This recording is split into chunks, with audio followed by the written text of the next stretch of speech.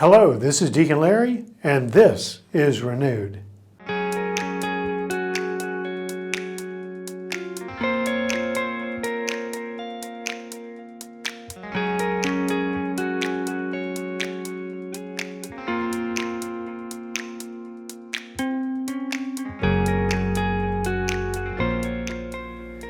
So, we're into a new year, but as you're watching this Renewed episode, you might be watching it any time of year. And the good news is about the spiritual life is that every day is the opportunity for a new beginning. That's the grace that God gives us with the rhythm of our life, that each day is a new beginning. And so a new year gives us an opportunity to reflect on what might be different in the year ahead.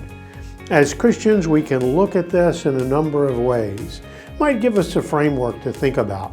One is the images of knowing, willing, praying, and doing. Knowing. To take some time in the course of the year to learn more about our faith, what we believe, the history of our faith, the current condition of the church, the current teaching of the church on various issues. An opportunity and an invitation for us always to deepen the knowledge of our faith, even our knowledge of Christ. To pick up and read a single book this year on Christ or on that big subject of Christology, that is, how do we understand who this Jesus Christ is in our lives? I make it a practice each year to do that several times in the course of the year, to read a book on Christology, as an invitation to grow ever closer to Christ through the use of the reason. The other is willing, to think about how we are inclined to listen to God's call in our life and to respond to that call to virtuous living. You know, in the Christian life, it can be said that St. Irenaeus of Lyon in the 3rd century said, "The glory of God is a human person fully alive. The virtues incline us, faith, courage, temperance, justice, all the great virtues incline us to live more fully who we are as human beings."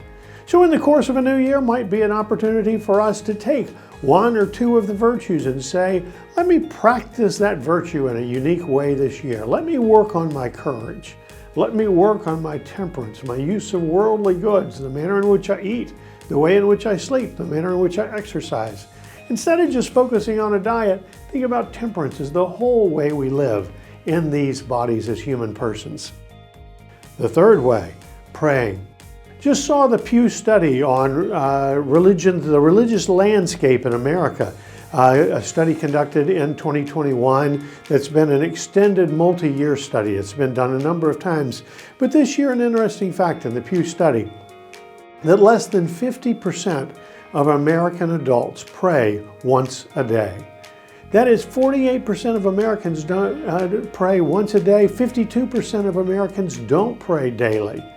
To take the practice of daily prayer as our feet hit the ground, as we're enjoying our morning cup of coffee, as we're taking our walk or driving to work, to take the time or to just be still and be with the Lord in prayer, to be opening our lives to God's presence in a very unique communication once a day. Perhaps this year is a year to bring daily prayer back into my life. And the last then, doing.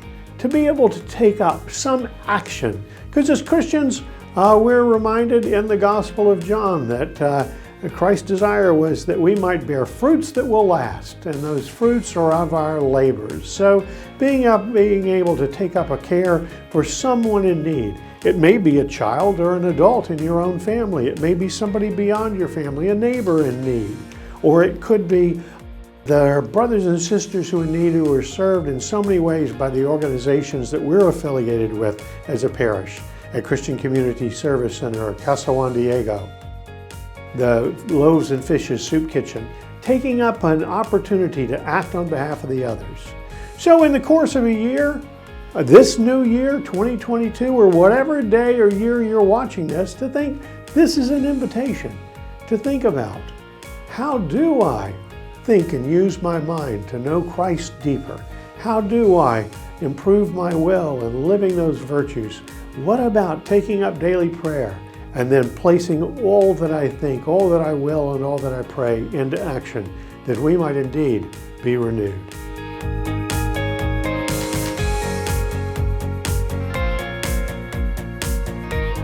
Please like, subscribe, or comment below.